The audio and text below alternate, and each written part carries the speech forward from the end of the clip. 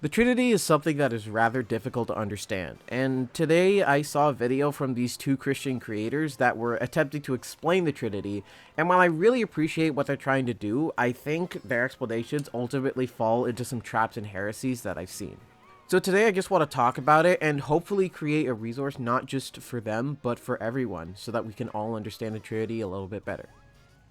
The best way that I can describe of how to explain the Holy Spirit and how Jesus and God work together as a team is almost like a Lego set. There's a certain Lego set that's called Creator, where it's one set, but there's three models in one. So it's like three Lego sets, but one.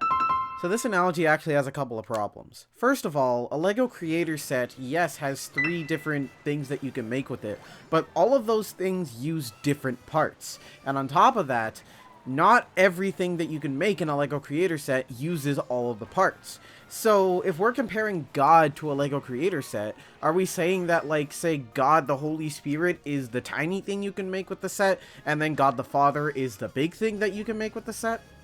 This is actually a heresy known as partialism, which basically says that God the Father, Son, and Holy Spirit are each three different parts of God.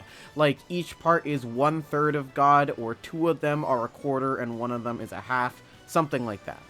The Bible is very clear in saying that God is one. Each part of the Trinity has all the parts that make God God, and none of them are partially God, all of them are fully God. The second problem with this analogy falls into another heresy known as modalism. Modalism is a heresy that basically says that the Father, Son, and the Holy Spirit are all sort of three different forms of God. In a way specific to this channel, you could sort of think of it as a fursuiter who has multiple personas or fursuits that they can just switch between, and it essentially compares God to that. Or you can think of it like a Mario Kart vehicle, something that has to switch between driving, flying, and underwater in order to fit the situation. Basically making God the equivalent to, say, a chameleon or a transformer. And this isn't true because we can see the Father, Son, and Holy Spirit interact with each other throughout the text.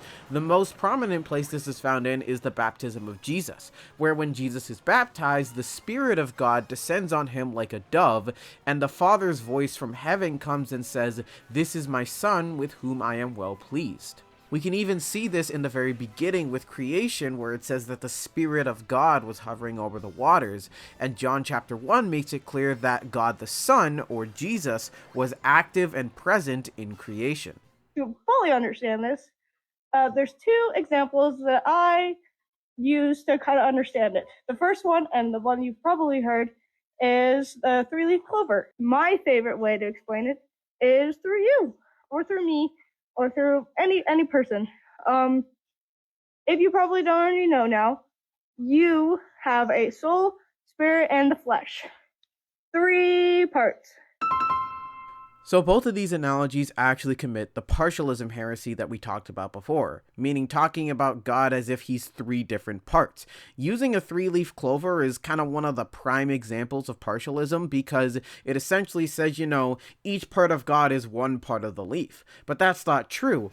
God is one. Each part of the Trinity is fully 100% God. Getting the Trinity is tricky, but it's very important because it's the foundation of what we believe. Consider groups like the Jehovah's Witnesses, who believe in the Arianist heresy, which basically means that God created Jesus at one point or another.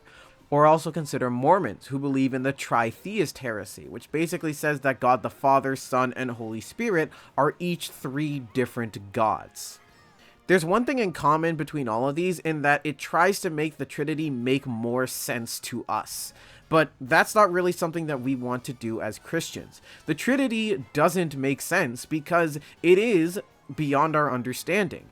I mean, if we were just making up the Trinity, wouldn't we make it make a lot more sense to people? The Trinity doesn't make sense, and if you hear it explained to you and it doesn't make sense, then that's probably at least some sort of sign that it's a good explanation, because the Trinity is beyond our understanding, just like how there are lots of aspects of God that are beyond our understanding. But we still serve God anyways, because he has proven to us time and time again that he is worthy of praise and adoration.